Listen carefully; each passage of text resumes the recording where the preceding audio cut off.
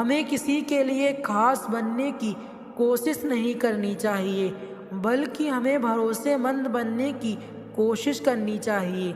Psychology कहती है, जब हम किसी इंसान को बहुत दिल से याद कर रहे होते हैं, तो यकीनन वो इंसान भी उसी वक्त आपको याद कर रहा होता है। हमारे सपने में वो ही लोग आते हैं जिनकी बातों या जिनका व्यवहार हमारे लिए प्रेम पूर्ण होता है। कपड़ों की मैचिंग बिठाने से सिर्फ शरीर सुंदर दिखेगा, रिश्तों व हालातों से मैचिंग बिठा लीजिए, पूरा जीवन सुंदर हो जाएगा। अपने मन की बात किसी को भी सोच समझ कर बताना, क्योंकि ये रिकॉर्डिंग और स्क्रीनशॉट का ज़माना है।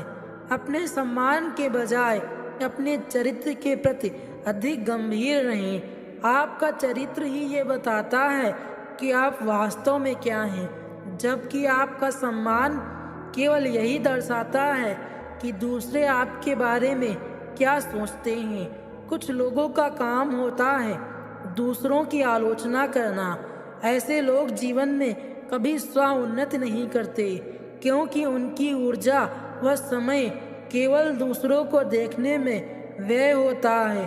तो सदा याद रखें, किसी की आलोचना करना अर्थात स्वयं की प्रगति को रोकना। जो व्यक्ति किसी दूसरे के चेहरे पर हंसी और जीवन में खुशी लाने की क्षमता रखता है, ईश्वर उसके चेहरे से कभी हंसी और जीवन से खुशी कम नहीं होने देता। किसी की खामोशी को समझना सीखो दोस्तों। अक्सर अंदर से टूटे हुए लोग लफ्ज़ों का इस्तेमाल कम करते हैं। उस इंसान को आप कभी भी नहीं भूल सकते जिसने आपके शरीर को नहीं, आपकी आत्मा को स्पर्श किया हो।